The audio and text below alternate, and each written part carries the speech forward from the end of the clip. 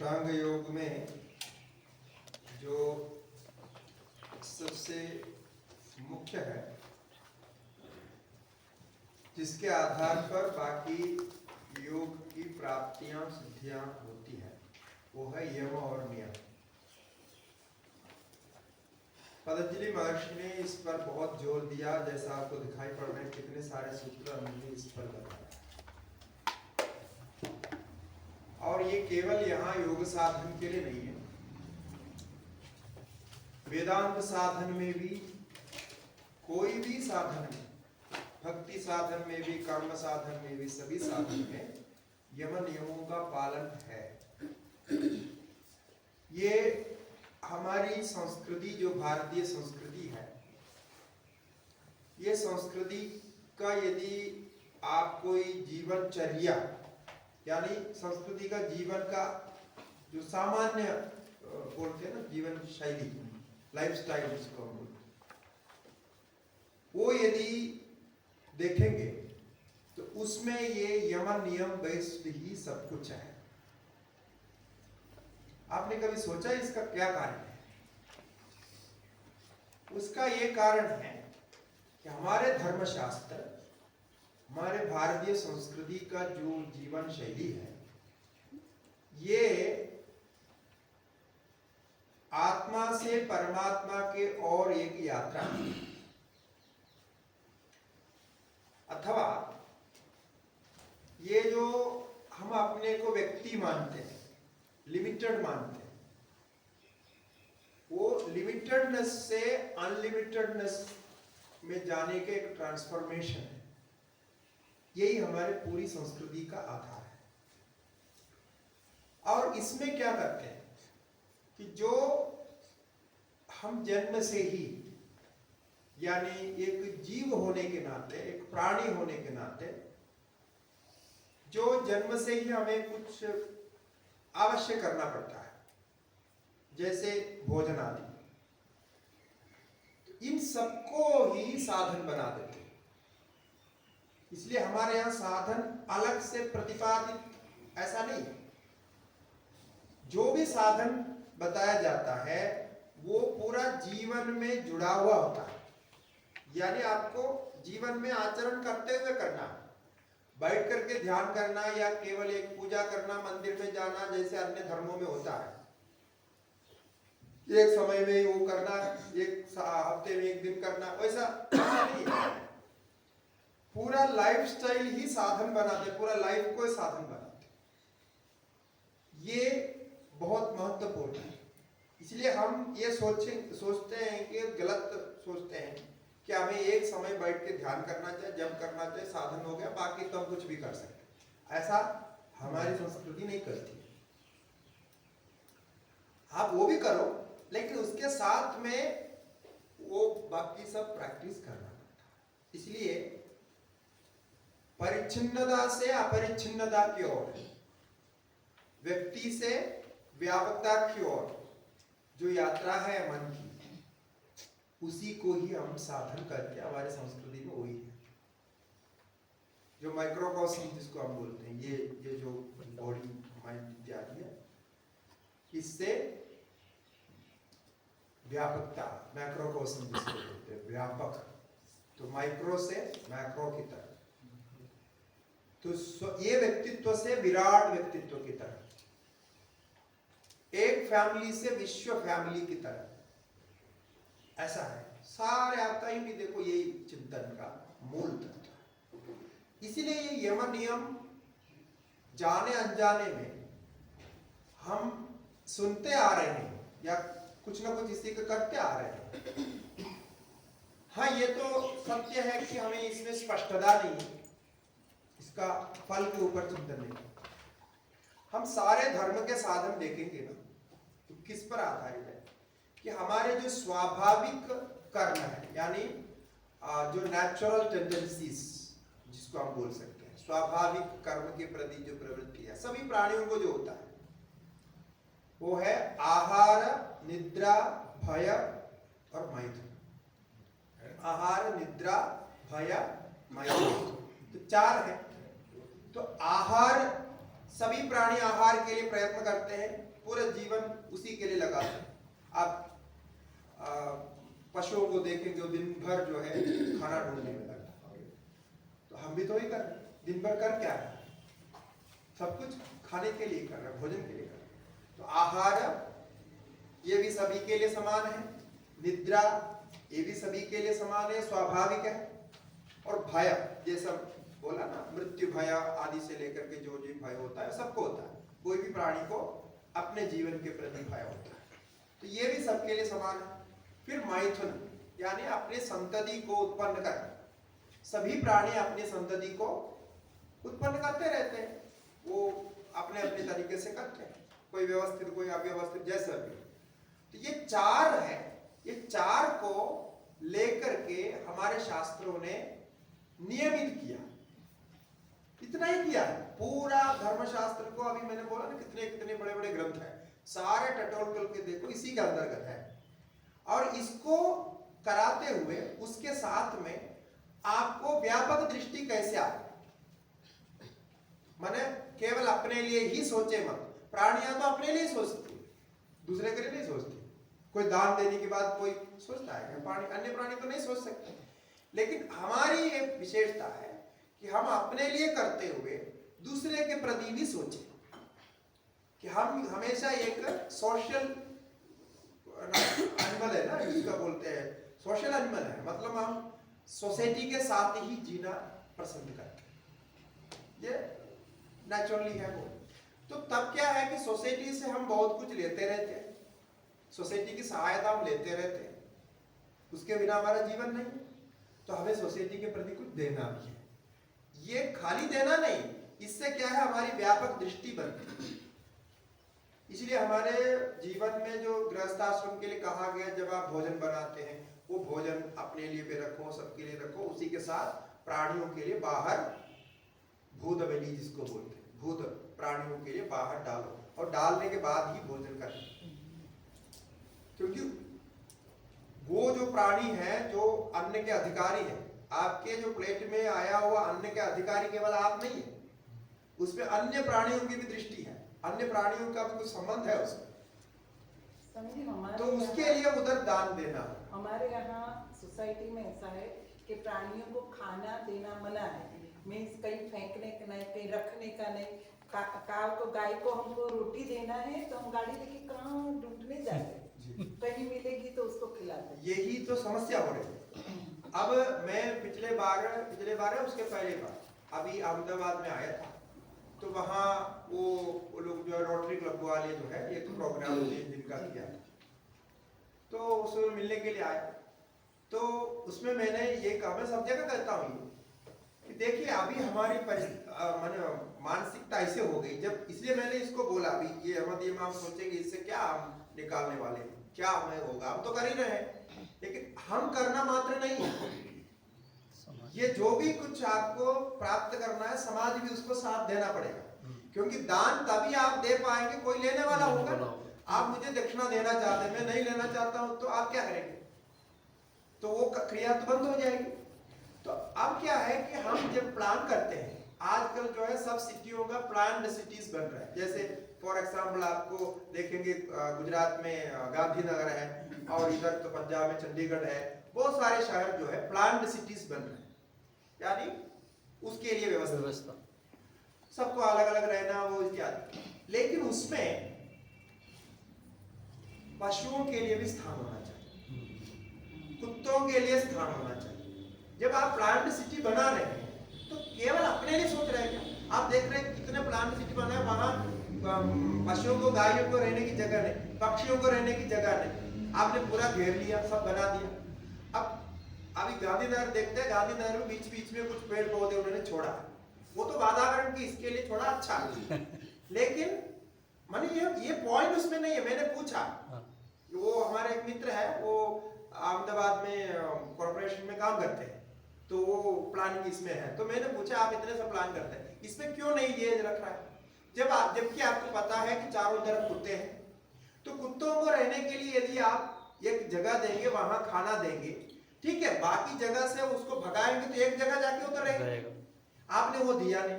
पक्षियों कहाँ रहेंगी? पक्षियों को घोंसला बनाने के लिए आपने कुछ भी नहीं छोड़ा। घर में आप आकर के बनाने नहीं देते।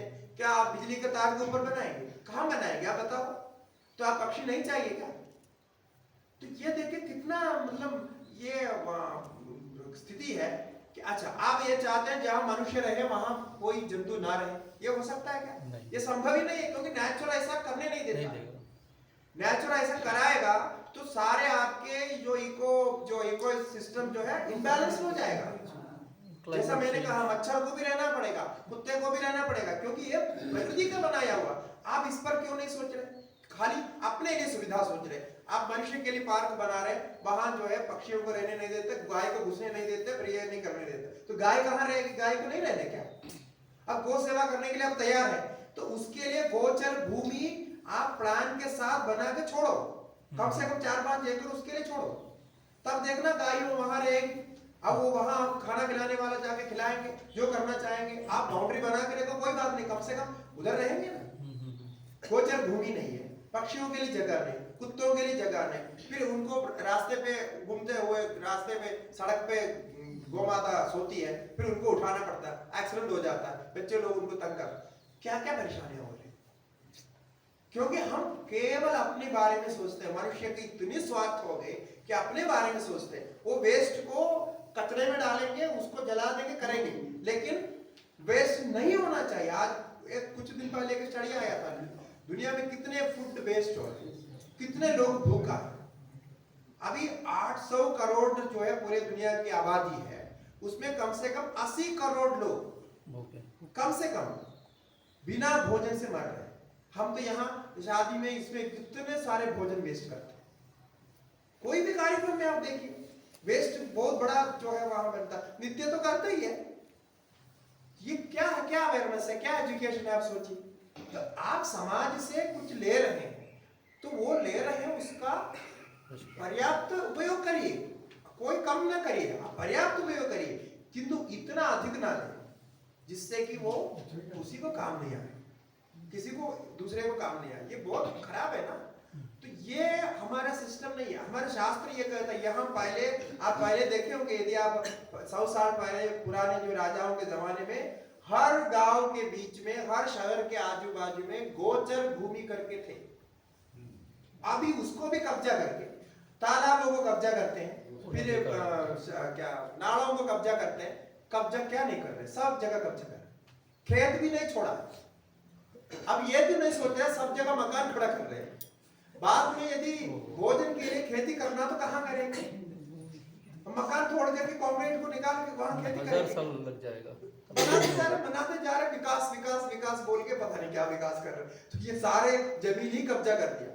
अच्छा, जब हम खेती नहीं हो रहे हैं वहां तो नहीं जा रहे, अरे खाली पड़ा हुआ है वहां बहुत बंजर भूमि, वहां जाके मकान बना दो, और जो खेत है जहां सब कुछ उगता है वहां उगाओ ना। वो खेत को ही भर के बनाए। तो बेंगलोर में पानी ही नहीं है स्वामी। अरे ये तो शुरुआत है, ये भयंकर स्थिति है। तो इसीलिए ये विषय बहुत गंभीर है, तो इसके ऊपर बहुत चिंतन करना चाहिए। जब मैंने वहाँ ऐसा बताया ना, वो बोलता है, वो जो ऑर्गेनाइज करने वाला स्वामी जी, हमने तो सोचा नहीं कोई स्वामी लोग भी ऐसा चिंतन करते हैं। हम तो सत्संग ही सोचते हैं, ये लोग तो सत्संग ही सुनाते हैं, कथा सुनाते हैं। आप तो पूरा सामाजिक बात जो प्रैक्टिकल, बिल्कुल प्रैक्टिकल है। ये हमारा शास्त्र अनुसृत है, और शास्त्र के विचार कोई नहीं जानता है कि समाज को कैसे बैलेंस करना, कैसे हमारे सिस्टम, इकोसिस्टम को उन्होंने बैलेंस रखा था। इसीलिए तो हम लोग अभी जिंदा है। यदि आप सोच लीजिए, खाली सोचने के लिए बोलता हूँ, हमारे पास टाइम कम है, इसलिए ज्यादा वो क्या राजनीति प्रभाव नहीं हो सकता। लेकिन अब सोचिए कि जितने सारे नदियां हमारे भारत में, जितने नदियां हैं दुनिया में कहीं भी नहीं, इतने वैराइटीज नदियां हैं हमारे पास। नदियों को पोल्यूट कर, सब लोगों को आपको मालूम है, स्कूल में भी पढ़ाते हैं, ये नहीं करना चाहिए, पोल्यूशन करते जा रहे। यदि आप सोचो कि 200 साल में हमने जितना नदियों को पोल्यूट करके खत्म किया, नालों को खत्म किया, तालाबों को खत्म किया, उस पैरामीटर पर, उस मतलब उसके हिसाब से आप देखेंगे तो यदि 5000 साल से ऐसा लोग करते आते होते, आज क्या होता, तो आपको आज नदी मिलती क्या? नहीं। तो ये क्यों नहीं सोच रहे हैं कि अभी तक हमारे पूर्वजों ने नदियों को कैसे शुद्ध रखा, नालों को, तालाबों को कैसे शुद्ध रखा था, ये क्यों नहीं सोच रहे? तो ये क्या है, 200 साल में जो रेवोल्यूशन हुआ है, जो हम जब बोलते हैं कि मिशन से जो टेक्नोलॉजी, जो कुछ भी बोलो, वो क्या है, आपने सुविधा के लिए लाया, ठीक है, लेकिन इस सुविधा के लिए लाने का ये अर्थ नहीं कि आप प्रकृति को नष्ट करके अपने सुविधा करो तो आगे के लिए आप सोच रहे हैं। अब कोई भी अपने बच्चे को पैसा जमा करने के अलावा वो कभी भी नहीं सोच रहे कि मेरे बच्चा खेती कहाँ करेगा, मेरे बच्चे को सब्जी कहाँ मिलेगा, मेरे बच्चे को अन्न कहाँ मिलेगा, मेरे बच्चे को अच्छी वायु श्वास लेने के लिए ऑक्सीजन कहाँ मिलेगा, बच्चे को आगे आने वाले बच्चों को पानी कहाँ मिलेगा, ये तो नहीं सोचना चाहिए क्या? खाली पैसा रखेंगे तो पैसा है क्या? वो तो जब कल्पना करके वो क्या नोटबंदी कर दिया तो हो गया, फिर पैसा कोई काम का नहीं। एक युद्ध आ गया तो पैसा खत्म। एक युद्ध आना चाहिए, जैसा कोरोना आया तो फिर आपके पास पैसा का कोई मतलब नहीं रहता है। फिर आप जो खेत है ना वहीं जा करके बना के खा सकते हैं, फिर वो सब खत्म कर, और इतने मकान बना के फिर उसमें खेत का खत्म करना और वो संसाधनों को पूरा यूज करना और मिट्टी खोद करके पूरा पत्थर बाहर निकाल देना, फिर ये क्या क्या कर रहे हैं, सब कुछ कर रहे हैं जो नहीं करना चाहिए। तो विकास तो होगा, आप विकास करते करते जाएंगे, बात सही है, लेकिन उतना ही करें। ऐसा हम नहीं कह रहे कि आप मकान मत बनाओ, अब ये बना हुआ तभी तो हम ये कार्यक्रम कर रहे हैं, जितना चाहिए आप बनाओ, लेकिन जब आप बनाते हैं, आप 4 पेड़ को काटते हैं तो 40 पेड़ आप लगाओ, इतना कर। और जितने आपके पास जमीन है पूरे जमीन में कभी मकान मत बनाओ, कम बनाओ, उसमें थोड़ा सा गार्डन के लिए रखो, 2-4 पेड़ लगाने के लिए रखो, और कुछ जो है वहां व्यवस्था। ये कहाँ अब शहर में देखते हैं 1 इंच जगह भी नहीं छोड़ते, जितना बना उतना पूरे में खड़ा कर देते, अब जमीन का दाम है इत्यादि इत्यादि कुछ भी है। तो ये जो है ये बाद में बहुत बचता है, इसीलिए हमारे यहाँ क्या कहा, इतना तक है, आप आश्चर्य पड़ेंगे। मैं एक बार एक इसमें गया था, एक कॉन्फ्रेंस में, एक यूनिवर्सिटी वाले कॉन्फ्रेंस ऑर्गेनाइज किया था कोल्लम में, अम्मा का यूनिवर्सिटी में, 2-3 साल पहले 2018 तो इंटरनेशनल कॉन्फ्रेंस था वो, ये इको मैंने इसके विषय में था, मैंने हमारे शास्त्र में जो इको फ्रेंडली लाइफ है उसके बारे में क्या विचार है, तो उसमें बहुत सारे विदेशी लोगों में सब आए, तो मैंने ये सारा बताया कि हमारे जो बैलेंस लाइफ है जिसको हम बोलते हैं पूरा रिसाइकलिंग सिस्टम को अडॉप्ट करके हमारा लाइफ है।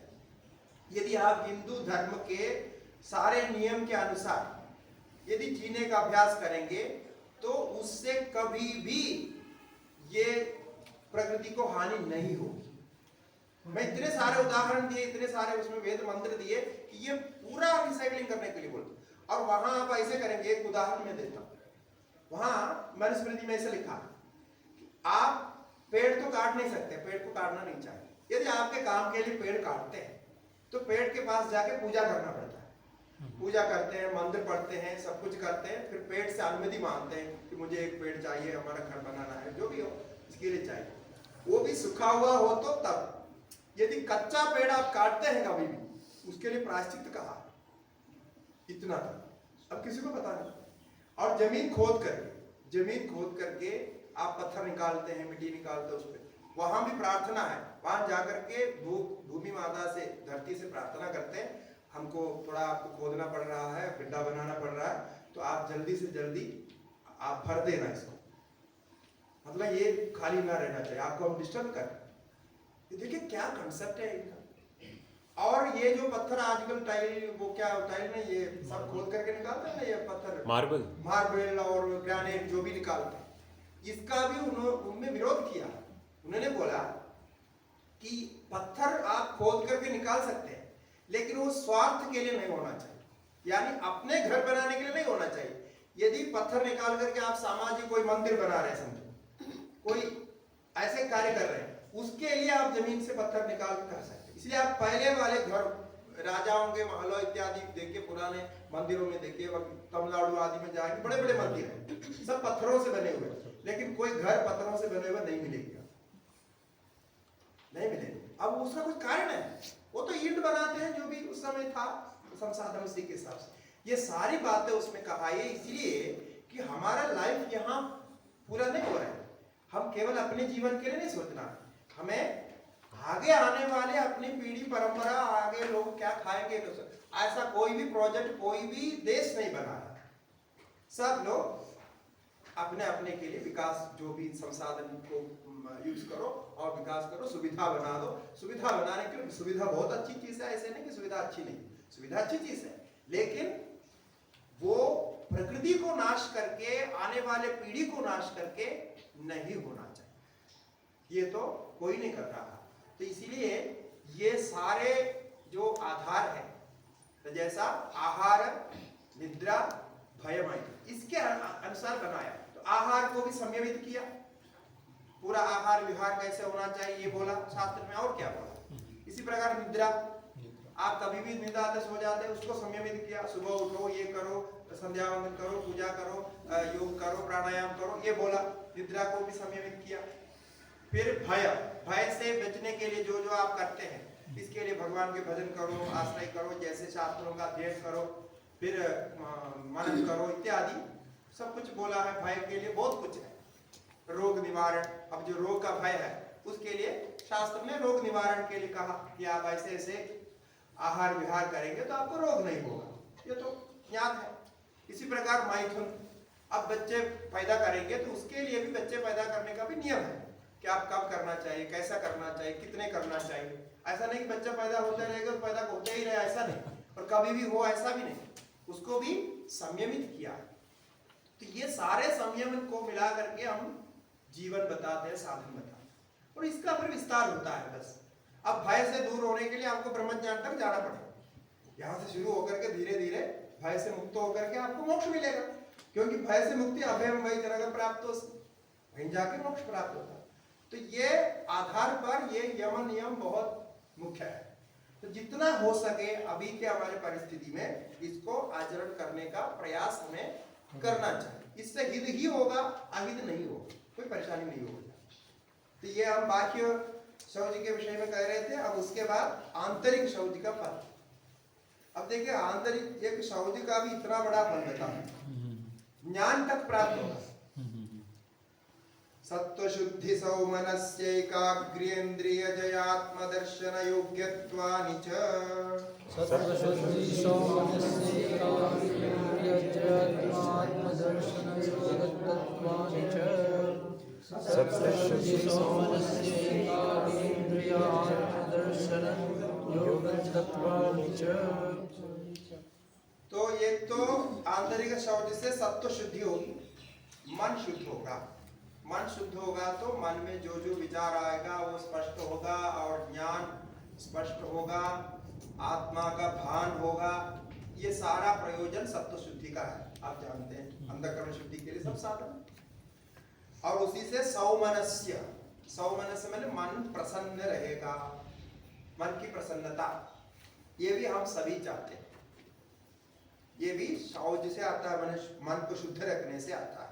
बाकी शौच भी चाहिए, आंतरिक शौच चाहिए, मन की प्रसन्नता है। जैसे आप स्नान करते हो तो कितना आपको प्रश्न लगता है, कोई थकान होता है, कुछ होता है, आप तुरंत जाकर स्नान करो तो कुछ प्रश्न होता है, क्योंकि नाड़ियाँ शुद्ध हो जाती है और दिमाग में ब्लड चलते हैं और तुरंत जो है ऑक्सीजन ब्लड में आता है, बहुत कुछ होता है, इसलिए आपको फ्रेश लगता है। सौमनस्य आएगा, प्रसन्नता आएगी। फिर एकाग्रता भी बनेगी। तो शौच का नियम पालन करते रहेंगे तो आपके मन तत्त कार्य में एकाग्र बनेगा। एकाग्रता का अभ्यास करना आसान होगा, ये भी पालन है। फिर इंद्रिय जय, इंद्रियों का संयम जो हम करना चाहते हैं, और आगे साधन के लिए, प्रत्याहार आदि के लिए, धारणा ध्यान के लिए भी चाहिए। तो इंद्रियों का संयम। उसके बाद अंत में कहते हैं आत्मदर्शन योग्यत्व, यानी आत्मा के दर्शन करने, स्वरूप के ज्ञान प्राप्त करने में योग्यता प्राप्त हो, आप क्वालिफाइड हो। इसीलिए ये हमारे शास्त्रों में शौचाचार के इतना कड़ा नियम रखा है, क्या स्नान करो, ये करो, वो करो, आचमन करो, ये सब रखा है ना। तो ये है शौचाचार, और विस्तार से देखेंगे तो बहुत कुछ उसमें होता है। और उसमें ये करते जाएंगे तो जरूर ये फल प्राप्त होता है। आप करके देखिए, आपका अपने आप अनुभव होगा। या ऐसे नहीं करना, करके देखने पर ये प्राप्त होता ही। तो ये इतना प्रयोजन शौच का बताया। अब संतोष से कहते हैं। स्वामी जी, शौच पे अगर एक बार में सारा करने का कोशिश किए, आज के जीवन दुनिया में रहते हुए तो संभव कम लगता है, लेकिन इस दिशा में तो जाना है, तो थोड़ा बाहरी शौच का तो आपने थोड़ा बताया, स्टेप बाय स्टेप शुरू कर सकते हैं। लेकिन इसके लिए कोई अभी निर्देश दिया है कहाँ से हम लोग को थोड़ा मिल सकता है शौचाचार? तो वो मैंने बताया ना, ये जो अभी शौचाचार नियम का तो बोलना चाहिए। इसके लिए हमारे पास इधर विस्तार से पूरा बताना है, पूरा सुबह से लेकर शाम तक कैसे कैसे करना है, वो सारे है। वो हम बताए हुए हैं आपको, हमारे YouTube चैनल से वो है, पहले हमने बताया, सब कुछ है, अलग अलग है, वो मैं बाद में बताऊंगा। लेकिन जैसा अभी हमने ये पुस्तक बताया, ये उसमें है नित्य कर्म YouTube पर सब कुछ है। किस नाम से है? वो ये आदिशंकर ब्रह्म विद्यापीठ नाम, आदिशंकर ब्रह्म विद्यापीठ नाम से YouTube है। मैं आपको लिंक डाल दूंगा, इसमें डाल दूंगा। ये इनके पास है, मैं भेज दूंगा सर। वो ग्रुप में डाल देने से आपको मिल जाएगा। हम वो सिलेक्ट करके डाल देंगे, ग्रुप है ना। अगर विशेष से ये विषय पे अगर वीडियो मिल पाए, वो विषय पर क्या है, कहीं ऐसे चर्चा में ये बताए हैं, उसमें आपको सुनना पड़ेगा। जैसा गृहस्थाश्रम धर्म करके एक है, बड़ौदा में कुछ साल पहले हमने 4-5 दिन का सत्र किया, तो उसमें है। और षोडश संस्कार करके एक है, ऐसे है। तो ये अलग अलग लैंग्वेज में, अभी मुझे भी क्लियर नहीं है कौन से लैंग्वेज में, क्योंकि 3-4 लैंग्वेज में हमारा चलता है, तो उसमें कोई लैंग्वेज में है, ये है, सब कुछ बताते हैं। अभी भी वही चल रहा है हमारा, तो चलता रहता है अलग अलग सेक्शन। संतोषादनुत्तम सुखलाभः, संतोषादनुत्तम सुखलाभः, संतोषादनुत्तम सुखलाभः। तो संतोष का फल है, संतोष से अनुत्तम यानी हाईएस्ट, सर्वश्रेष्ठ सुख की प्राप्ति। ये सामान्य सुख की बात कर रहा हूं, ये आत्म सुख तो है ही, लेकिन जो जीवन में आप सुख चाहते हैं, सामान्य सुख, जो भी हमारे कार्य सिद्ध हो इत्यादि, एक तृप्ति, एक रिलैक्सेशन चाहते हैं, वो संतोष से ही होता है। और संतोष और सुख दोनों ऐसे तो पर्याय ही है। जब सुख होगा तो संतोष होगा, संतोष होगा तो सुख होगा, और संतोष ही नहीं है तो सुख कहां से आएगा? इसलिए संतोष से अनुत्तम सुख लाभ है। यदि संतोष नहीं है, आप कुछ भी करते रहो तो उसका कोई सुख परिणाम नहीं होगा। करते रहेंगे लेकिन आपको तृप्ति ही नहीं। तो संतोष से सर्वोत्तम सुख की प्राप्ति। हाँ, उत्तम सुख वही है, सर्वोत्तम। अनुत्तम, अनुत्तम माने सबसे बढ़िया, हाईएस्ट, वो सुख की प्राप्ति होगी। सामान्य सुख वहां प्राप्त हो जाए। अब तपस्या का फल है, कायेन्द्रिय सिद्धिर शुद्धि क्षया तपसः, कायेन्द्रिय सिद्धि शुद्धि क्षया तपसः, कायेन्द्रिय सिद्धि शुद्धि क्षया तपसः। तो तपस्या करने से शरीर और इंद्रिय की सिद्धि होगी, क्योंकि तपस्या करने से क्या होता है, अशुद्धि का क्षय होता है। इसका क्या अर्थ है कि काय इंद्रिय सिद्धि का अर्थ शरीर का पूर्ण रूप से, शरीर की क्षमता जितनी भी है उसका आप प्रयोग कर सके, यह है उसका। यानी अशुद्धि का क्षय होगा। अशुद्धि रहने से ही हम शरीर को प्रयोग नहीं कर पा रहे, और जितना उसका प्रयोग करना चाहिए उतना नहीं कर पा रहे। इसमें दोष है, कई प्रकार के दोष है, वात पित्त कफ आदि दोष है, और जैसे बीमारियां हैं आदि आदि सब है, इसके कारण प्रयोग नहीं हो रहा। तो अब तपस्या से, तपस्या के जो नियम हैं उनके परिपालन से, ये भी तपस्या का सारा नियम किस पर आधारित है, जैसा हमने जो 4 बोला वही, आहार निद्रा भय मधु, सारा तपस्या सबके नियम इसी पर आधारित। इसको बराबर संयम करते रहना है बस, और कुछ नहीं है। सारे तपस्या उसी में, और उसी से आपको बुद्धि, आपकी बुद्धि का विकास, मन की शुद्धता, ये सब प्राप्त होंगे, शरीर की शुद्धि प्राप्त होगी, तो उसको, इससे शरीर की क्षमता बढ़ेगी। ये यही कहना चाहते हैं, शरीर सिद्धि, काय सिद्धि जिसको बोलते हैं। और इंद्रिय सिद्धि, इसी प्रकार इंद्रियों की भी क्षमता बढ़ेगी, शरीर की भी क्षमता और इंद्रियों की भी क्षमता बढ़ेगी। हम चाहते हैं इनकी क्षमता बढ़े जिससे आप अधिक काम ले सकें, किंतु उसके अनुसार हम जीवन नहीं चला रहे। कुछ भी खाते हैं, पीते हैं, कुछ भी करते हैं। अब आप देखो कितने सारे अंदर डाल देते हैं। अब इतना सारा आप वो डाइजेस्टिव सिस्टम के बारे में सोचें कि वो इतना परेशान होता है, क्या क्या डाल देते हैं उसको, फिर आइडेंटिफाई करो, फिर उसको अलग अलग करो, और उसमें इतने सारे वो केमिकल्स आते हैं, वो जो उसको पता ही नहीं उसको क्या करना है। जो मिलावटी है ना, जो केमिकल्स रहते हैं उसमें, जो क्या बोलते हैं, वो सारे चीजें अंदर जा रहे हैं। अब अंदर जाने के बाद में फिर आप तो भूल जाते, आप बोलेंगे हमने खा लिया, और खाने के बाद आप सोचते हैं कि मुझे ये मैंने जो खाया उससे शक्ति बने। अब शक्ति बनाने के बीच, खाने के बीच बहुत कुछ प्रोसेस है वहाँ, तभी जाके वो शक्ति बनेगी। अब वो डाइजेस्टिव सिस्टम इतना परेशान होता है, सारी एनर्जी लेता है, फिर वो आइडेंटिफाई करने की कोशिश करता है कि ये इसमें क्या क्या आया, क्या क्या विष है, क्या क्या हम यूज करना चाहिए, कुछ नहीं। अब इसका कोई क्रम भी नहीं, तो इसका एक भोजन का लेने का एक क्रम है। अब जैसा फैट जिसमें है उसको कब खाना चाहिए, और इसमें प्रोटीन जिसमें है उसको कब खाना चाहिए, दो बराबर प्रोटीन्स को मिलाना नहीं चाहिए, ऐसे बहुत कुछ इसमें है।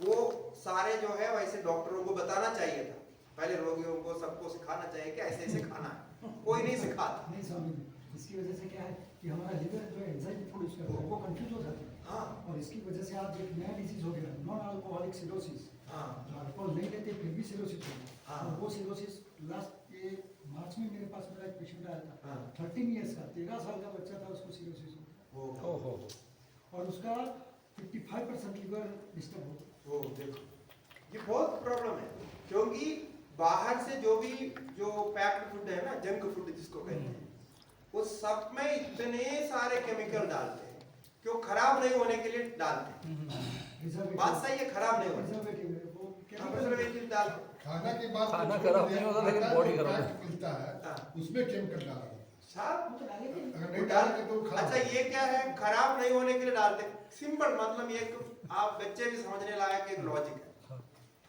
ये खाना खराब होना चाहिए कि नहीं होना चाहिए? होना चाहिए। होना चाहिए। होना चाहिए। अब खाना खराब ही नहीं होगा तो डाइजेस्ट कैसे होगा?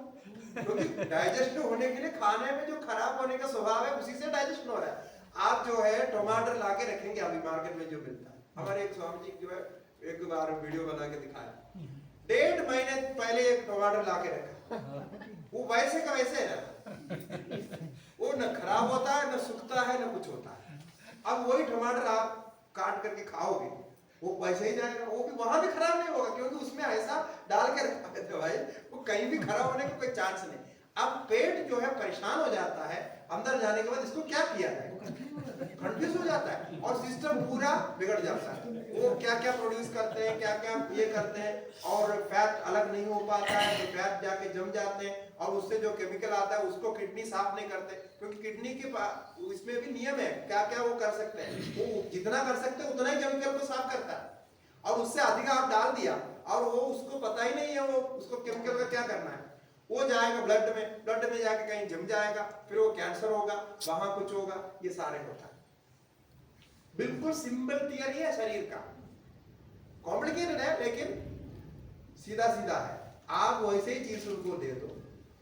अब इसके परीक्षा करने के लिए आप ऐसा करना, बस सब्जी तो बाहर तो मिलेगा नहीं, आप कुछ दिन के लिए तेल छोड़ देना, सिंपली बिना तड़का लगा करके तेल दाल ये सब छोड़ करके खाली सब्जी को लाके पानी में धोना, गर्म पानी मतलब गर्म पानी मात्र नहीं, उसमें थोड़ा नमक डालना, अच्छे नमक डाल के उसको अच्छी तरह धो के फिर उसको साफ करके छिलका निकाल सकते तो निकाल के, वो जैसे सिंपल ही कर सकते हैं उस प्रकार करके पका करके आप 1 हफ्ते तक खा के देखिए आपके शरीर में कितना फर्क हो रहा है आपको पता चले। ये चाय ये सब जो पी रहे हैं ना, वो चाय मतलब इतने कलर उसमें डालते हैं, वो कलर बनाने के लिए कुछ भी डाल देते हैं। वो चाय हम लोग पहले एक मंगाते थे, दूसरा वो कहता था कि कभी भी आप पैकेट वाला चाय मत लीजिए, हम तो वैसे पीते ही नहीं है चाय, मतलब हमारा कोई रेगुलर कुछ नहीं, कभी कभी ऐसे आते हैं, कभी कोई मौके में पी लिया बस उतना है, वो भी बहुत खराब चीज। क्योंकि ये पूरा कलर अंदर जाए। और असली चाय पत्ती से यदि आप चाय पीते हैं, एक तो इतना कलर नहीं होता उसमें, मिल ही नहीं सकती। दूसरा उसका टेस्ट अलग होता है, और असली चाय पीने के बाद फिर ये चाय ही मानेंगे नहीं आप इसको। और उसमें भी इतने सारे चीनी डाल देते हैं, वो और का अलग चीज। मतलब बिल्कुल कोई ऐसे मूर्ख जैसे आचरण करते हैं, और बिल्कुल पता ही नहीं क्या खा रहे क्या नहीं खा रहे, कब खा रहे। और कई लोग ऐसे हैं, दही भी खा लेंगे, सब कुछ खा लेंगे, उसके ऊपर दूध भी पी लेंगे, फिर उसके बाद कॉफी भी पी लेंगे। अब देखिए ना, ऐसा जो आया मन में आया, ऑर्डर दिया, वो बनाया, खाया। बिल्कुल कोई सेट नहीं है किसके साथ किसका खाना चाहिए कि नहीं खाना चाहिए। ये फिर कैसे, उसके बाद साधन कैसे होगा, आपका जीवन कैसे चलेगा, क्या होगा, बीमार तो होना ही है। तो इसीलिए ये काय सिद्धि, इंद्रिय सिद्धि आप चाहते हैं तो सबसे पहले ये आहार विहार को जानना पड़ेगा। इसके अलावा और कोई ऑप्शन नहीं। आप कितना भी पैसा खर्च करके कुछ भी ले लो। अभी कुछ दिन पहले मैं एक वीडियो देखा था, उसमें बोल रहे हैं कि बॉर्नविटा करके आता है, हाँ। क्या नाम था, बॉर्नविटा, कैडबरी बॉर्नविटा, हाँ, उसको वो बैन अनहेल्दी बोल दिया। बैन कर दिया। मतलब वो बैन कर दिया। वो क्यों? वो वो healthy बिल्कुल लिखते खाने हैं। लायक ही नहीं है वो। अब तो इतने साल जो हमारे सब लोग बना करके हम खाने बड़े हो लगे थे। अब बॉर्न क्या बना रहे सब लोग हाँ, बचपन में मिलाया। जबरदस्ती लेकिन खिलाते कितना हैं बच्चों को। कितना खराब ये देखिए, ये क्या कर रहे हैं। तो इसीलिए कोई भी कॉम्प्लान करके वो आते थे, वो भी अभी बंद करते हैं, वो भी अभी ना के बराबर है, उसका भी कुछ प्रॉब्लम्स आ गई। तो ये सारे चीजें जो कि आपके भोजन के बदले में दे रहे हैं, कि यदि आप लेते हैं तो ये तो अच्छे डॉक्टर के एडवाइस से लेते हैं, क्योंकि डॉक्टर लोग भी ऐसे होते हैं, मतलब जिंदा करने के लिए बोलिए स्वामी जी। कंपनी वालों से बातचीत करके रखते, उनके पास जो है वो गड्डी आ जाती है, और उसके बाद वो उसी नाम से लिखते हैं, उनको उससे कोई मतलब नहीं कंपाउंड कौन से कंपाउंड से बना, कैसे। अच्छा, वो कंपनी वाले भी बोलते हैं आगे, देखिए हमारे दवाई में ये कमियां हैं, बोल करके भी उनको देते हैं। क्यों? डॉक्टर लिखेगा तो आप खरीदेंगे, कंपनी वाले थोड़ी खरीदते हैं।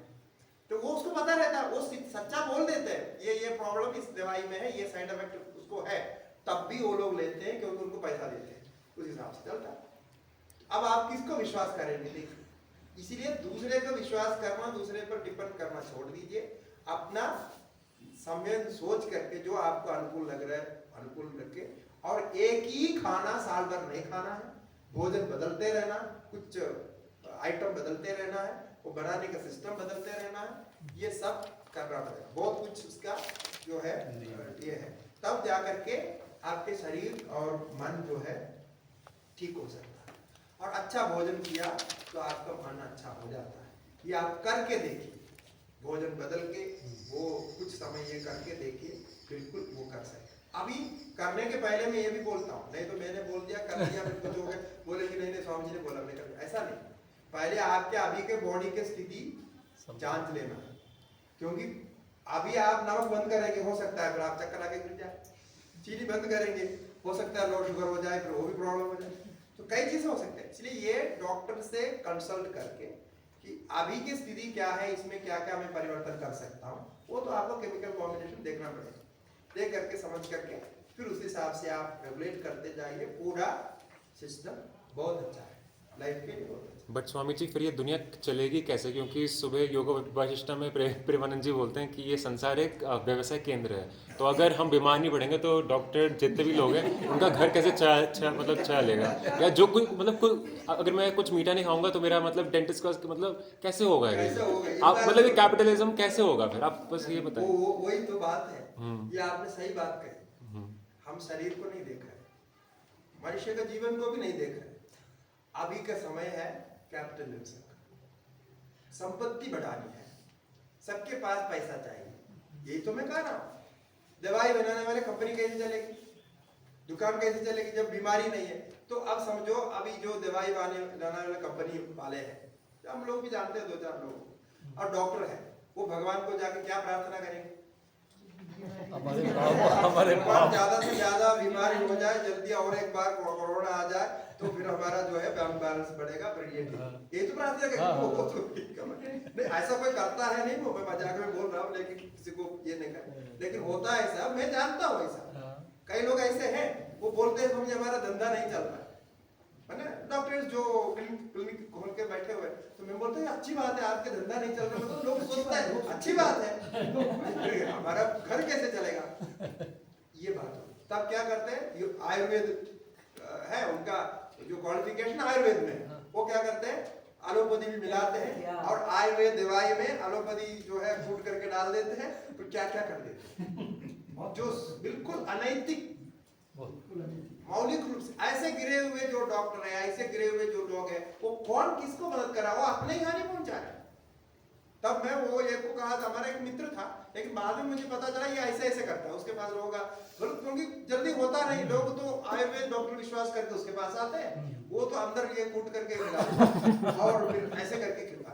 तो मैंने बोला ये सारा पाप आपके बच्चों के ऊपर आने वाला है, आपके बच्चे भी बीमार होंगे ना, ऐसे ही इलाज करने वाले आपको मिलेंगे, फिर ये फल मिलेगा, ऐसे होता है। तो कितना अनैतिकता कहाँ चला गया। अब एजुकेशन में कोई डॉक्टर, कोई इंजीनियर, कोई आईएएस, कोई आईपीएस, इतने जिनको तो हम बड़े मानते हैं ना, मतलब अच्छे एजुकेटेड है, सुलझे हुए हैं, अब यही लोग ऐसा कर रहे हैं, तो बाकी तो छोड़ो, बोल नहीं सकते कुछ भी। ये तो अलग ही सब्जेक्ट है। इसके लिए जो है बहुत उपाय है इसका, कैसा सीधा किया जाए, इसको उपाय है। अच्छा, इसमें क्या है, जैसे बिजनेस कंपनी वाले वो क्या सोचते हैं आबादी बढ़े, हम ये दूसरे तरफ वही कंपनी वाले आबादी कम करने के लिए स्पॉन्सर भी करता है और उसको एडवर्टाइजमेंट करता है कि आबादी कम करने के लिए हमने ये किया कार्यक्रम, और वो चाहते क्या है आबादी बढ़े। क्यों? तभी उनका बिजनेस चलेगा। अब जहाँ 100 लोग हैं वहाँ 1000 लोग हो गए तो दुकान अच्छी चलेगी ना। तो बात यही है। इसलिए ये कॉन्फ्लिक्ट इतना है कि ये दुनिया को सुलझा नहीं सकते। आप अपने आप सुलझ जाइए और समाज के आगे के भविष्य को देकर के आप अपने जीवन चलाएं, व्यक्तिगत जीवन, अपना रास्ता बनाओ। बस यही कर सकता है। बाकी तो ये बाहर बोलने से हमको भी कोई गोली मार बोलते ये ऐसे जो बोलते करके बहुत परेशान कर तो उसकी वजह। तो ये तपस्या का फल बताया। उसके बाद स्वाध्याय का फल बता रहे हैं। स्वाध्यायादिष्ट देवता संप्रयोगः,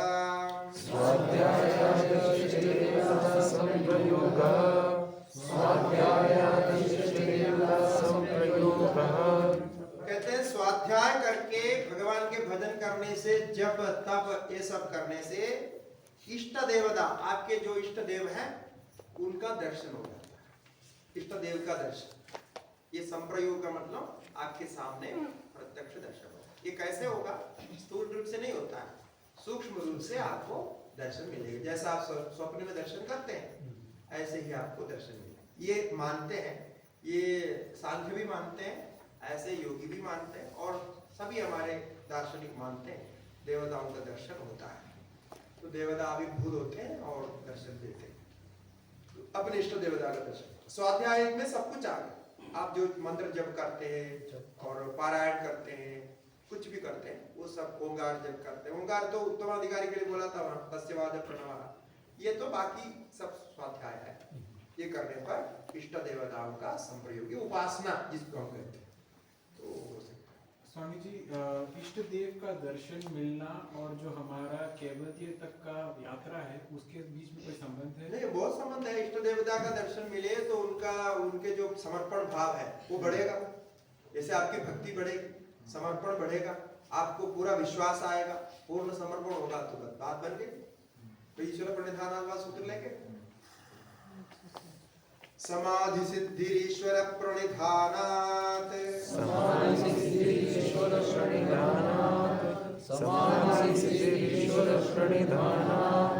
अब देखिए ये तीसरे बार आया। पहले ईश्वर प्रणिधानात् वाला सूत्र आया प्रथम बार, दूसरे जो है तपस्वाध्याय ईश्वर प्रणिधान मध्यम अधिकारी। अब तीसरे बार भी समाधि सिद्धि ईश्वर प्रणिधानात्, ईश्वर के प्रणिधान से, भक्ति योग से आपको समाधि सिद्धि हो जाएगी। आप बाकी करें ना करें, लेकिन संपूर्ण रूप से ईश्वर में समर्पित हो, संपूर्ण रूप से समर्पित होना चाहिए। अनन्या चिंतयन्तो मां ये जना पर्युपासते, अनन्य भक्ति। जो नारद भक्ति सूत्र में कहा ना, परम प्रेम रूपा, परम प्रेम रूप जो भक्ति है, ईश्वर के अलावा और कुछ भी आपके चिंतन में नहीं, सब कुछ ईश्वर में समर्पित।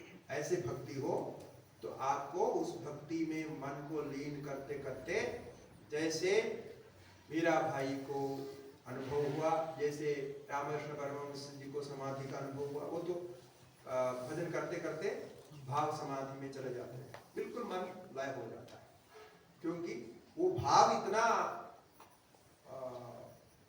स्थिर हो जाता है और एकदम आपके पूरे वृत्तियों, सारे वृत्तियों, वृत्ति के जो भी है सब कुछ उसमें लीन कर देता है।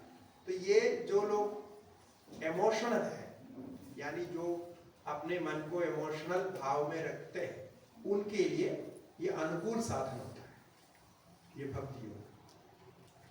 क्योंकि इमोशंस सबको है, लेकिन को बहुत सारे लोग जो है ज्यादा इमोशन पर डिपेंड करते हैं अपने सारे डिसीजन के, और बुद्धि का ज्यादा प्रयोग नहीं करते हैं, उनको लॉजिक भी नहीं चाहिए। और भक्ति के लिए लॉजिक की आवश्यकता नहीं, जो भक्त होते हैं लॉजिक नहीं आवश्यकता, उसको ये सब तर्क वर्क कर कुछ जरूरत नहीं, तो भक्ति से हो जाता है। और जो प्रेम करते हैं, जो लव करते हैं, प्रेम करते हैं, आपस में जो प्रेम करते हैं, तो उनके लिए भी लॉजिक नहीं चाहिए। लॉजिक वहाँ काम नहीं करता, शास्त्र भी काम नहीं करता।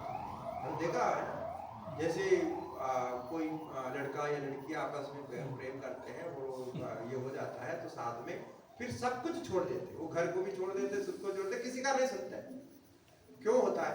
क्योंकि वो इमोशन इतना स्ट्रॉन्ग है कि आपको उसको कुछ भी बदलाव नहीं कर सकते, और वहां आप उनको उपदेश दे दो, ये करो वो करो, कुछ नहीं होने वाला।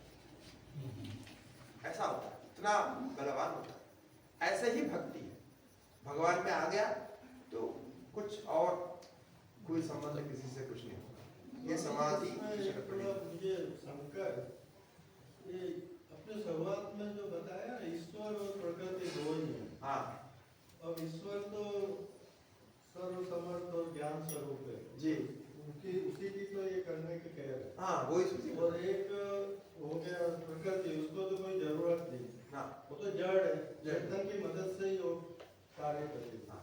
तो ये तीसरे तो कोई वस्तु आई ही नहीं यहाँ, जो योगी है ऐसे सब, ये गीता प्रेस में भी दिया है, साधक है या जो भक्त है, तो उसका तो कोई उल्लेख ही नहीं आया अभी तक। साधक तीसरा कौन है? तीसरा तो भक्ति करेगा वो कौन है? प्रकृति भी नहीं है, ईश्वर भी नहीं। नहीं, भक्ति करने वाला। हाँ, वो कौन है? नहीं, भक्ति करने वाला कौन है, ये प्रश्न है ना आपका। हाँ, भक्ति करने वाला ही चेतन है। चेतन तो ईश्वर है ना, ईश्वर तो नहीं, चेतन ईश्वर, जो ईश्वर मात्र नहीं है। अच्छा। चेतन को हमने दृष्ट दृश्यो संयोग है, संयोग का, हाँ, संयोग बताया। वो संयोग से सृष्टि होती है ना। जिसको ग्रंथि कहते हैं वही संयोग। हाँ, वो ग्रंथि मानो, वो सब कल्पित ही है, उसको जीव भी कह सकते हैं। कल्पित ही है वो सारा, लेकिन है जो उसका संयोग हो गया, संयोग होने के बाद अहंकार उत्पन्न होता है। अहंकार उत्पन्न होता है तो इंडिविजुअलिटी आता है, व्यक्तित्व। हाँ, मैं आता है, मैं आने के बाद वो अलग हो जाता है। अच्छा, चेतन से तो ये तो चेतन संयुक्त है वो, चेतन मात्र नहीं, प्रकृति मात्र भी नहीं, वो संयुक्त हो गया। हाँ, दोनों संयुक्त होने की स्थिति में अहंकार की उत्पत्ति से, बुद्धि की उत्पत्ति से वो उसके इंडिविजुअलिटी अलग होते हैं। हमारे वेदांत में ही इंडिविजुअलिटी का, जीव का अर्थ यही है। और यहाँ भी वही है। ये सूत्रों में ऐसा कुछ बहुत स्पष्ट आता नहीं। वो स्पष्ट आता है, जो संयोग बोला उन्होंने, अहंकार इसको लेकर के संयुक्त रूप से बोला। और दूसरा कृदार्थम प्रतिनष्टम अभी अनष्टम अनन्य साधारणत्वाद जो सूत्र है, तो सही है, ये सारे उसी को बोले। योगी, इसमें क्या है, ये गीता प्रेस में तो योगी कहा है, योगी कहा है, वो गीता प्रेस में जो व्याख्या हुई है ना, उन्होंने बहुत जगह भक्ति की दृष्टि से दिया है। वो जो व्याख्या उसमें है, उसमें आप पढ़ने से, जैसा मैं बोल रहा हूँ उससे थोड़ा कहीं कहीं आपको कंफ्यूजन आएगा। वो कारण क्या है कि वो सामान्य जनों के समझाने की दृष्टि से वहां भक्ति को जोड़ दिया। तो जो दो तत्व है, ये तात्विक दृष्टि से हो गया। अल्टीमेटली क्या है, किंतु अभी अनुभव में आपका क्या है, ये अनुभव में जो है उसी को हम व्यक्ति करें, जो साधक रूप से प्रकट है। वो कौन है? ये अहंकारी है, साधक रूप से प्रकट है। अहंकारी अभिमान से फिर वो व्यक्तित्व आ जाता है, और व्यक्तित्व से फिर जैसे हमने कहा ना, परिच्छिन्नत्व, लिमिटेडनेस आएगा, फिर उसको अनलिमिटेड, अभी जो मैंने बताया। तो यही दो भाव है, उससे अतिरिक्त नहीं। तो इंडिविजुअल एक अलग तत्व है ऐसा हम नहीं कह रहे, वो ऐसी स्थिति पे पहुंच जाए एक अलग से भाषित हो रहा है। माया के अंतर्गत नहीं होगी। माया इधर नहीं है, माया का अलग चीज है। माया बिल्कुल माया की तरह से करें, माया उसको वहां रहने दो। और यहाँ जो है पुरुष और प्रकृति, ठीक है ना, और उसका संयोग का कारण क्या है? तस्य हेतु अविद्या, अविद्या बोला, उसके कारण अविद्या है। बस इतना ही आपके पास है। अज्ञान है, अज्ञान से आपने दो अलग तत्वों को मिलाने के जैसे कार्य किया, और मिलाने के बाद में आपको अहंकार उत्पन्न हो गया। अहंकार से आपको क्या लगता है? अब बताइए, अहंकार से क्या लगता है? कि मैं उससे अलग हूं, लगता है। इतना ही अहंकार का स्वरूप है कि मैं मानता हूं मैं इधर ही हूं, वहां नहीं हूं। बहुत सिंपल है वो। तो ये जब तक आपको रहेगा कि मैं इधर ही हूं, मैं यही खाता हूं, जो मैं खाता हूं, मैं पीता हूं, मेरा ये सब मेरा इसी में रहता है, तो आप दूसरे में अपने को नहीं मानते, तो फिर वो व्यापक चैतन्य का हुआ नहीं हुआ। इसके कारण वो इंडिविजुअल बन गया, बस इतना ही। अब जब उसको ज्ञान होगा कि मैं केवल इधर ही नहीं हूँ, दूसरे में भी रहते हैं। हमारे इसमें कहते हैं कि ये अहंकार आता है ना, अहंकार को निकालने के लिए क्या, अभी साधन बहुत बताए, अभी ईश्वर प्रणिधान भी उसी के अंतर्गत है। क्या करना चाहिए? सिंपली आपको प्रैक्टिस करना, क्या करना चाहिए? एक तो दूसरे को एक्सेप्ट करना चाहिए, दूसरे का अस्तित्व भी एक्सेप्ट करना। लेकिन एक सरल उपाय मैं बताता हूँ, मैं अभी सबको बताता हूँ। हमारे गुरु जी ने एक बार बताए थे इसके, बोलते हैं कि अहंकार कम करने के लिए आप अभ्यास करना चाहते हैं, भक्ति का अभ्यास करना चाहते हैं, ईश्वर प्रणिधान का अभ्यास करना चाहते हैं, सिंपली आप ये करना है, दूसरे को एक्सेप्ट करो, रेस्पेक्ट करो, अप्रिशिएट करो, और उसमें भी अप्रिशिएट करना सबसे सरल है। अप्रिशिएट करना तो जानते हैं, मक्खन लगाना, मक्खन लगाना नहीं, अप्रिशिएट करना कोई सिंपल है। इसमें बहुत कंफ्यूज होते हैं। कोई अच्छा एक गाना गाया, समझ लो गाना गाया, तो गाना गाया तो ठीक है भाई, अच्छा गाया, उसको जितने शब्दों में आप अप्रिशिएट कर सकते हैं, प्रोत्साहन की दृष्टि से वो कंग्रेचुलेशन कर सकते हैं, वो करो। उससे क्या होता है, हम वो करते नहीं। कारण क्या है? अरे वो मेरे में होना चाहिए था वो गुण, और इसमें हो गया, और इसको अप्रिशिएशन मिल गया, और दूसरे का अप्रिशिएशन लेकर के भी हम चलते हैं। तो सबसे पहले आप ये शुरू करो, किसी का कोई भी गुण दिखाई पड़े, क्योंकि ऐसा कोई निर्गुण व्यक्ति को भगवान ने बनाया ही नहीं। किसी का अंदर कोई गुण तो रहता ही, गुण दुर्गुण भी रहते हैं। उस गुण को पहचानो और अप्रिशिएट करो, और उनको प्रोत्साहन करते जाओ, तो सबसे बड़े दुर्गुण व्यक्ति को भी आप कुछ ही समय में अच्छे व्यक्ति बना सकते। ये बहुत जादूगरी टेक्निक है, पूरा बदल जाता है। और अप्रिशिएट सुनने से आपको अच्छा तो लगता है, यद्यपि आप समझते हैं कि मैं इसके लिए लायक नहीं हूं, कभी कभी तो भी कोई अप्रिशिएट करता है तो आप उसके प्रति आकर्षित हो जाते हैं कि बोला अच्छा ये तो मेरा मित्र है, अप्रिशिएट करता है। और आप अपने मित्र को भी यदि अप्रिशिएट नहीं करेंगे ना, उसकी मित्रता धीरे धीरे खत्म हो जाएगी। एक बार भी अप्रिशिएट आप नहीं करेंगे, उससे डिग्री कम होती जाएगी। और पति पत्नी में तो अवश्य होना चाहिए, ये रिलेशन को बनाए रखना है तो दीर्घकाल रखना है। तो पति भी कुछ करके आता है तो पत्नी अप्रिशिएट करे, और पत्नी भी कुछ करती है तो पति अप्रिशिएट करे। मैक्सिमम अप्रिशिएशन करना चाहिए, इसमें आपका पैसा बच जाता है, मैं बोलता हूँ। उससे क्या होता है, नहीं तो तोहफा खरीद के देना पड़ता है आपको कुछ करने के लिए। वो जैसा मौका आएगा सोना खरीदना पड़ेगा, शादी करना पड़ेगा, आजकल उसकी चर्चा चल रही है सोना चांदी, तो वो सब खरीद के देना पड़ेगा। लेकिन कुछ खर्चा नहीं, आप केवल अप्रिशिएट करो टाइम पर। ऐसा नहीं कि वो सोच समझ के स्वामी जी ने बोला ऐसा करे, ऐसा नहीं। उनको लगना चाहिए कि आपने टाइम पर अप्रिशिएट किया, करो टाइम पर। यदि अप्रिशिएट आप खुले मन से करो तो बहुत कुछ फायदा है। क्यों का है, जो कुछ किया है ना उसमें यदि कुछ कमी रह गई तो वो सब ठीक हो जाता है। और अप्रिशिएशन सुनते ही आपके मन में दिमाग एकदम बत्ती जलती। ये टेस्ट किया है, ये टेस्ट, मैं तो ऐसे नहीं बोल रहा हूँ, साइंटिफिकली टेस्ट किया है कि आप किसी को अप्रिशिएट करते हैं तो उस समय तक जो भी थकान था वो तुरंत दूर हो जाता है। तो स्वामी जी अभी मैं इतने समय से बोल रहा हूँ, 2.5 घंटे से, यदि आप बोलेंगे स्वामी जी आप बहुत बढ़िया बोला है, सब कुछ बोला है, तो हमारा थकान दूर हो जाता है। हाँ, तो सब थक जाता है, 2.5 बजे। ये सत्य है, ये सत्य है। ऐसा नहीं कि मैं वो चाहता हूँ या नहीं चाहता हूँ, ये बात अलग है। लेकिन आप अप्रिशिएट करेंगे तो ये तो आपकी ईगो कम होगी, और दूसरे जो है दूसरे के प्रति आपके आकर्षण होगा, और आपके प्रति आकर्षण रहेंगे। दूसरा आपका पैसा माल ताल बच जाएगा।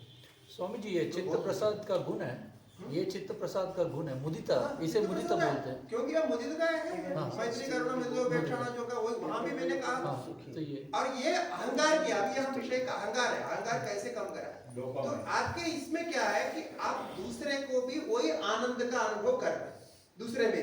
जो मुझे लग रहा है कि मुझे कोई अप्रिशिएट करे तो मुझे अच्छा लगता है, और दूसरे को अप्रिशिएट करे तो दूसरे को भी अच्छा लगता है। इसलिए यदि मुझे कुछ बुरा लगता है तो मैं दूसरे को ना करें, बस इतना ही सिंपल है। उससे क्या है कि आप उस व्यापक चैतन्य को, उस परमात्मा की स्थिति को धीरे धीरे एक्सेप्ट करें। और समाज में कार्य करने वाले के पूरा सूत्र यही है, जो नेता बनते हैं ना, उनका पूरा सूत्र यही ये है, पूरा सिद्धांत यही है। इसी पर ही कार्य करते हैं, आराम से सब कुछ सोल्व है। तो आपके इंडिविजुअल प्रॉब्लम से पूरा सामाजिक प्रॉब्लम भी सोल्व होता है। लेकिन हम जो भारतवासी है ना, ये अप्रिशिएट करने में बड़े कंफ्यूज हैं। थाली भी नहीं बजाते, उसको बोलना पड़ता है, नहीं देखा कहीं प्रोग्राम में थाली बजाओ बार बोलना पड़ता है। अरे किसी को बोलते हैं थाली बजाते तो बहुत अच्छा फायदा होता है, स्वास्थ्य के लिए भी अच्छा है, उसके लिए भी अच्छा है, वो भी नहीं करते, चुपचाप बैठ करके बड़े गंभीर से सुनते हैं। ऐसा नहीं होगा। बुद्ध हो गए। लाइक करते नहीं सर, हाँ? फेसबुक में लाइक नहीं करते हैं। ये बात भी सही है, वो भी कम से कम वो याद करना चाहिए, वो तो बहुत कुछ होता है और उसके ऊपर चिंतन करते हैं। तो ये सब जो है ना, ये सब जो है हमारे मन के रिलेटेड जो है इमोशंस है, जो सोशली कनेक्ट करके रहता है। सोशली कनेक्ट करना मतलब समझ रहे हैं ना, आपके मन केवल आप में नहीं दूसरे में भी काम करता है, और उससे बहुत फायदा होता है। और मित्रता संबंध तो बने ही रहेगा, ये तो है ही, उस दृष्टि से फायदा आपको होगा। लेकिन इसमें 2 बात याद रखना, दूसरे के कभी नहीं लगना चाहिए कि आप जानबूझ करके अप्रिशिएट करें। ऑन द स्पॉट स्पॉन्टेनियस होना चाहिए, ऑन द स्पॉट स्पॉन्टेनियस होना चाहिए, तभी जाकर के उसका इफेक्ट होगा। ऐसा नहीं कि आप तैयार होकर के जो है अप्रिशिएट करने के लिए समझ तो वो दूसरे को समझ में आ गया, अप्रिशिएट करने के लिए आ रहे हैं, मक्खन लगा, ऐसा होगा तो काम नहीं करेगा, वो फैक्ट काम नहीं करेगा। तो अभी ये बड़े होशियार लोग हैं, पहले से मक्खन लेके बैठे हैं कि लगाएंगे एकदम ऊपर से नीचे।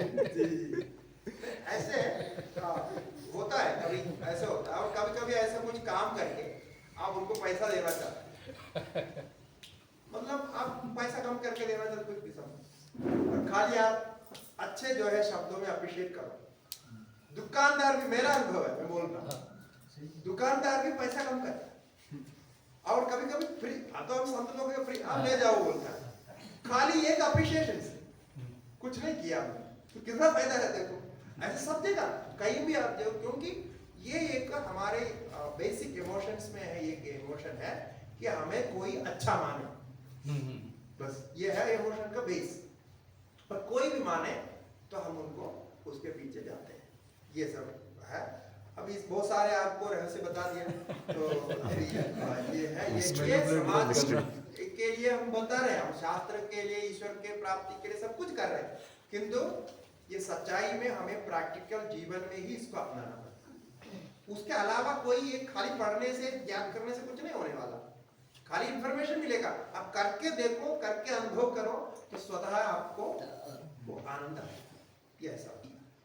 इसके बाद यहाँ से, अब समय हो गया, यहाँ से जो है आसन के संबंध में कहेंगे, आसन और प्राणायाम प्रत्याहार, ये 3 के विषय में ये पाद में है। और फिर धारणा ध्यान है। उसके बाद तो कुछ प्रक्रिया बताएंगे, फिर सिद्धियों को बताएंगे। और सिद्धियां बहुत ऐसे हैं, अब देखते हैं कि थोड़ा थोड़ा सिद्धि का खाली नाम लेकर के चलेंगे, क्योंकि आपको सिद्धि तो प्राप्त करना नहीं। अब आकाश गमन करने के लिए आपको बोलेंगे भाई इससे चलो, वो तो होने वाला नहीं। तो जो होने वाली चीज है उस पर चर्चा करेंगे और बाकी को ऐसे बोल करके छोड़ देंगे, ठीक है ना। अब जिसको करना है वो हमारे पास आए, हम उसको टेक्निक बता देंगे और बाकी सामान्य छोड़ देंगे। या स्वामी जी इस आसपास में आकाश गमन वाले होते होंगे, ऐसे ही नहीं, अब हमने तो नहीं देखा, लेकिन है ऐसे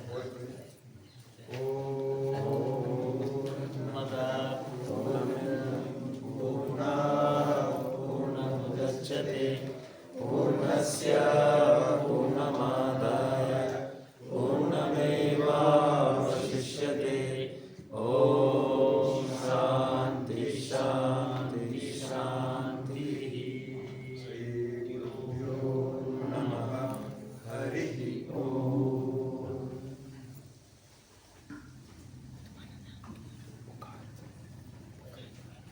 स्वामी जी आज गम्मत